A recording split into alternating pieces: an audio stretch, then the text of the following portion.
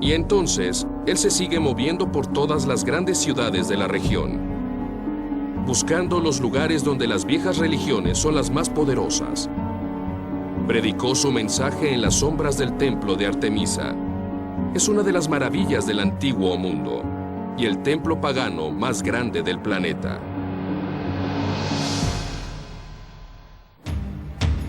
En el año 52 después de Cristo, San Pablo va a Éfeso, la cuarta ciudad más grande del antiguo mundo.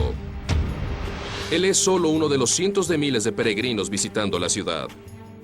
La mayoría han venido a venerar a la diosa Artemisa. Artemisa era la diosa de la cacería y también fue la protectora de las vírgenes. Sabemos que durante las festividades anuales era el tiempo cuando las mujeres jóvenes y solteras podían encontrar a sus esposos.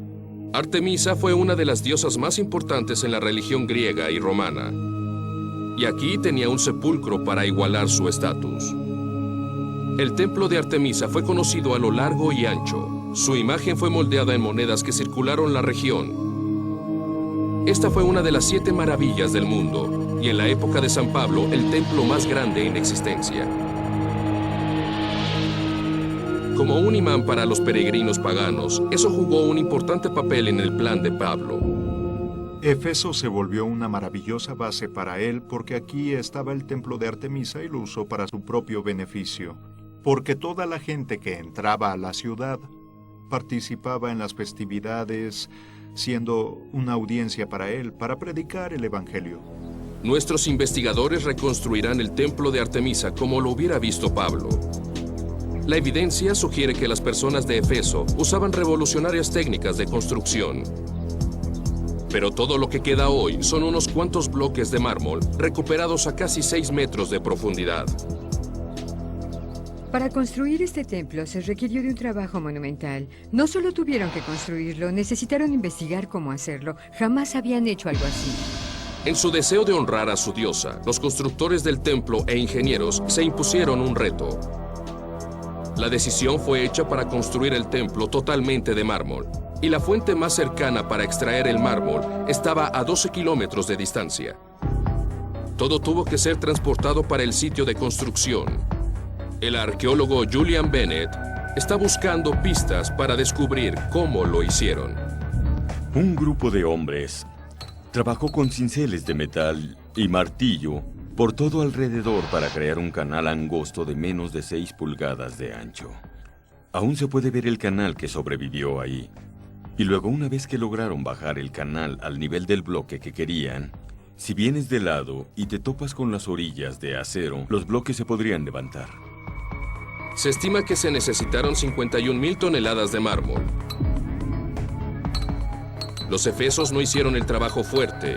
Se lo delegaron a los esclavos y criminales. El castigo común para el crimen fue enviarlos a las canteras. No se esperaba que vivieran mucho, y tal vez así era. Una vez que esculpían los bloques, tenían que llevarlos al sitio de construcción del templo. En el siglo XXI, los canteros dependen de maquinaria pesada. A poco más de 91 metros de la vieja cantera, el mármol gris aún es extraído del mismo sitio. El promedio del peso de un bloque del mismo tamaño de los bloques usados para construir el templo de Artemisa es de 13 toneladas. Hoy, una máquina hace verlo sencillo. Cuando el templo fue construido, se notó la mano de obra. Pero los arquitectos del templo usaron todo su ingenio para acelerar el proceso. Inventaron un método para poder mover las piedras mejor que los egipcios. Convirtieron los bloques cuadrados en ruedas. Construyeron cunetas de madera alrededor de la roca cortada para que fuera más fácil ser rodada 12 kilómetros en la ciudad.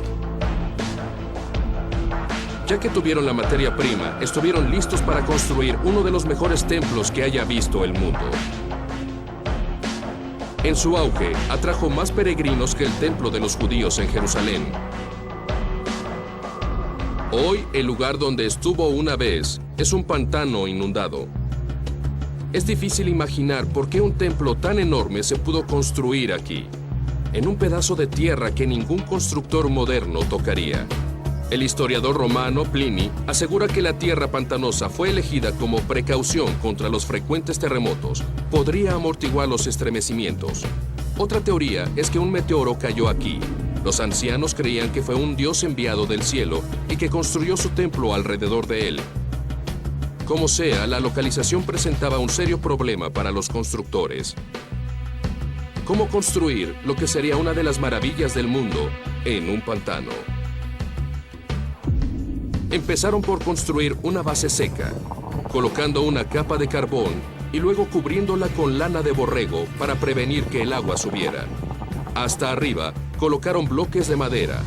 El piso de madera y mármol fue construido de 2.5 metros de altura para que quedara arriba del nivel del agua.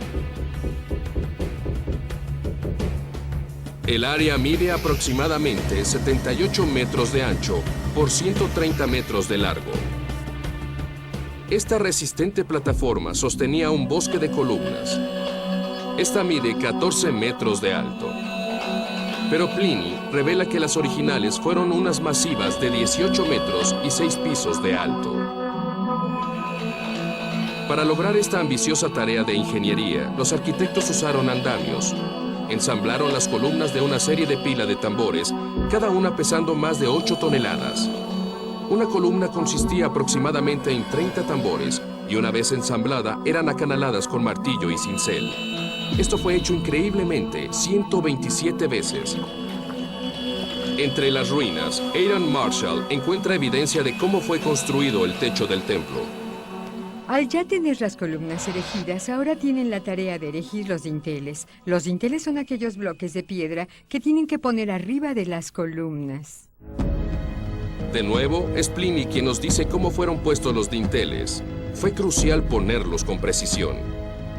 Lo que hicieron fue erigir una rampa de bolsas de arena que llegara hasta la cima de las columnas. Colocaron los dinteles hasta arriba.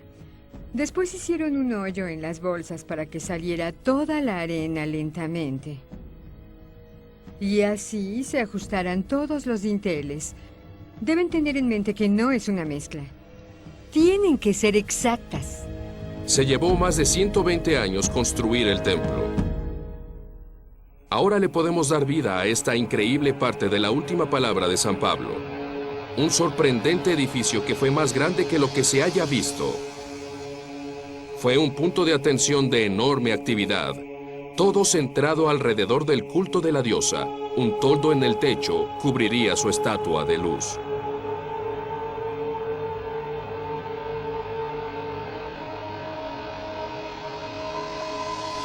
Y el culto de Artemisa fue sin querer la única ciudad de la religión.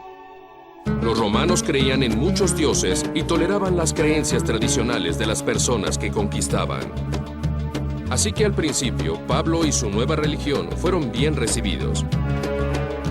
Y a unos cuantos kilómetros del centro de la ciudad, Pablo descubrió algo que le permitiría enviar su mensaje a una audiencia de un tamaño imprecedente. Estamos entrando a uno de los edificios más espectaculares de Éfeso. 25,000 personas vinieron aquí, por juegos y por protesta. San Pedro entró aquí. El teatro de la ciudad, también construido con mármol blanco, tuvo una expansión mientras Pablo estuvo en la ciudad. Con 140 metros de largo, conteniendo 66 filas de asientos, fue una vez el teatro más grande de la ciudad. Pablo pudo haber venido aquí y dirigir una de las audiencias más grandes de su vida. Este es el teatro perfecto. Sentaba a 25,000 personas y la acústica permitía un dramático impacto. La soberbia acústica se obtenía del diseño de los asientos del teatro. Esos asientos son más anchos y mientras más subes, van siendo más angostos. Esta forma cóncava ayuda a mantener dentro el sonido. Pero el teatro no estaba diseñado solamente para oradores y obras. La mampara que protege la fila de enfrente indica que Pablo compartió su escenario con un entretenimiento más peligroso. La pared es alta para proteger a los espectadores de la muerte y sangre que ocurría aquí. El descubrimiento reciente de un panteón dedicado en Éfeso confirma que este teatro fue una arena donde peleaban los gladiadores. Estos concursos inmensamente populares trajo a grandes audiencias. Según tenía entendido Pablo, el juego de gladiadores atraía a más personas que a oír su mensaje.